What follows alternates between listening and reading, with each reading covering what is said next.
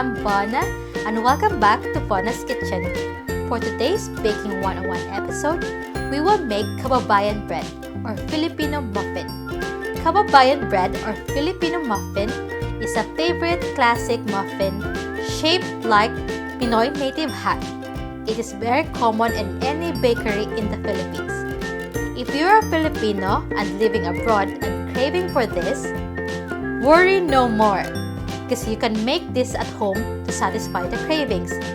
Good thing is, it is very easy to make and the ingredients are easy to find.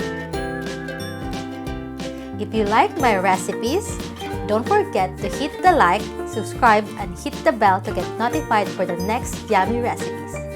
Let's get baking!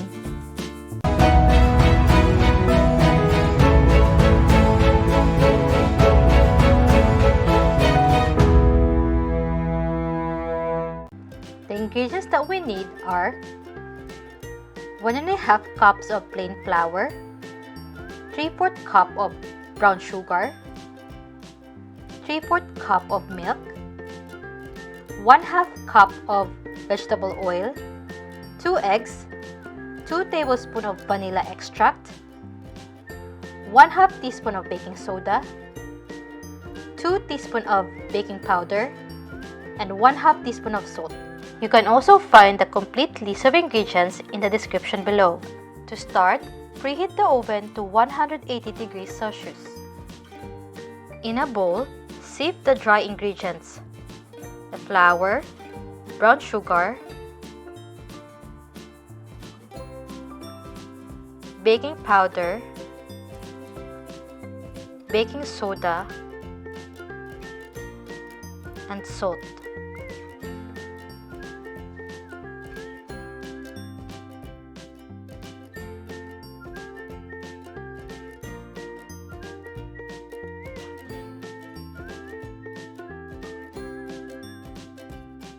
In a bowl, sieve the dry ingredients: the flour, brown sugar,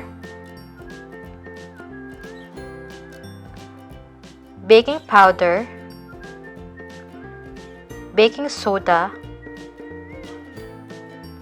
and salt. If there are lumps left, you can try to push them against the sieve.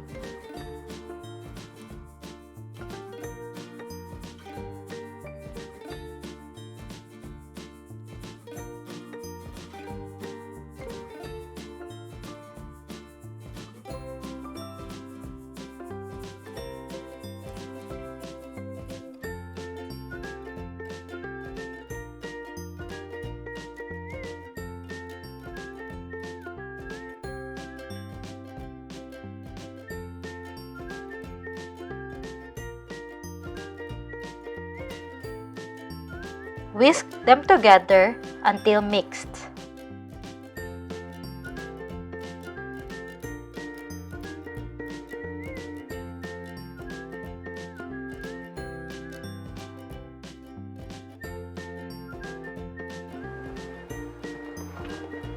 In another bowl, combine eggs,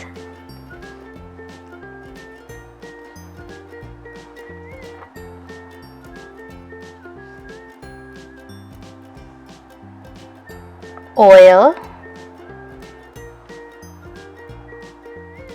milk, and vanilla extract, and whisk them together until smooth.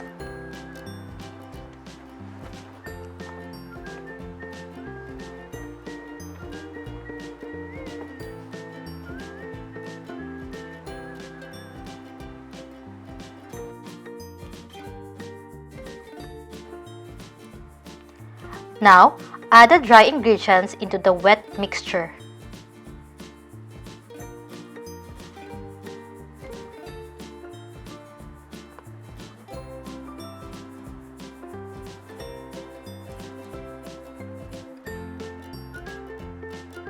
And mix them together until well combined.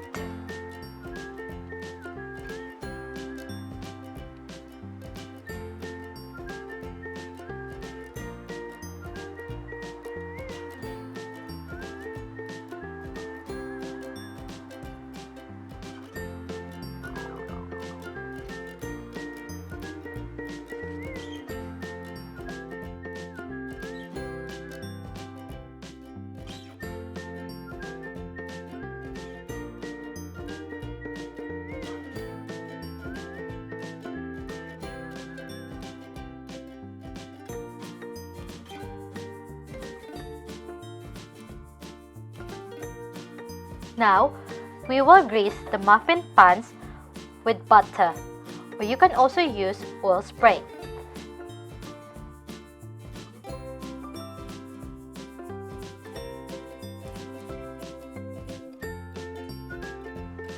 Transfer the mixture into the greased muffin pans using an ice cream scoop or spoon until half full.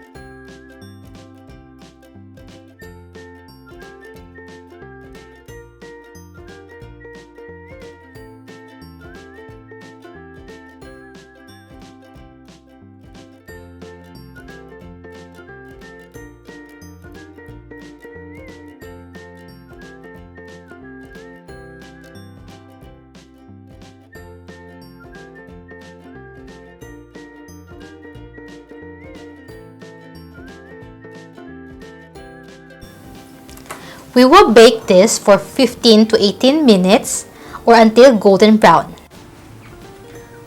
or until the toothpick comes out clean. And here's our finished product.